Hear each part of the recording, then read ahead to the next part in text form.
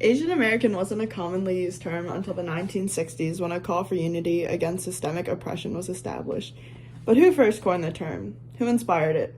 What organizations laid the foundations and jump-started the movement? Asians have faced discrimination and adversity since they first mass immigrated to the United States. The majority of immigrants from Asia were Chinese.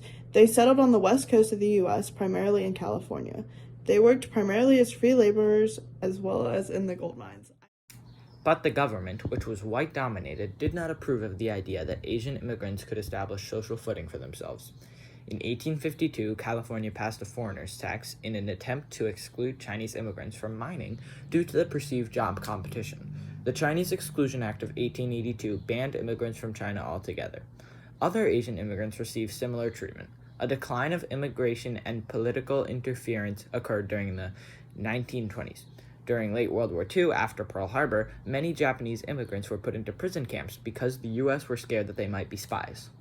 There were significant racial inequalities throughout the U.S., and it remained that way until the late 1960s when there was a call for change.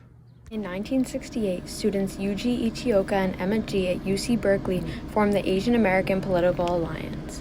Because the organization consisted of a multitude of Asian backgrounds, Ichioka and G decided on Asian American as an umbrella term for those with Asian roots in America. This was the first Pan-Asian organization with goals to unite people of Asian descent with the common struggle of establishing an identity in the United States. Black people in America were fighting for the rights to be accepted and treated fairly in the country as well. Tired of being treated as second-class citizens, and with peaceful protests doing the minimum, came the rise of the Black Power movement. The Age of Black Power is most notably known for the prominence of the Black Panther Party. The Black Panther Party focused on armed self-defense, their 10-point platform, and Black nationalism. The Black Panther Party inspired many groups across the country, as well as laid a foundation for forming other parties with similar values. The Red Guard was a militarized Asian organization that followed the Black Panther Party to a T.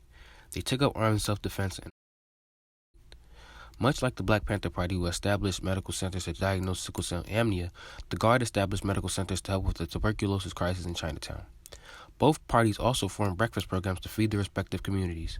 A 10-point plan for the Guard was drafted, including similar vernacular to the Panthers' 10-point plan, with the exception of the use of yellow rather than black. However, what worked for the Panthers did not necessarily prove to be successful for the Guard. Alex Hing, the Minister of Information and co-founder of the Guard, stated, "We tried to model ourselves after the Panthers. When it didn't work, we gave it our own characteristics. Both groups centered their ideals on equal treatment in the U.S., but the Guard also had a strong focus on the integration and status of China on a global scale." The formation of the AAPA and the Red Guard caused other groups such as the Yellow Brotherhood and Asian American Hardcore to join the cause to gain social and economic equalities in the United States. Asian American as a term has given an identity to millions of people in the country, and unity and community has been established under that umbrella.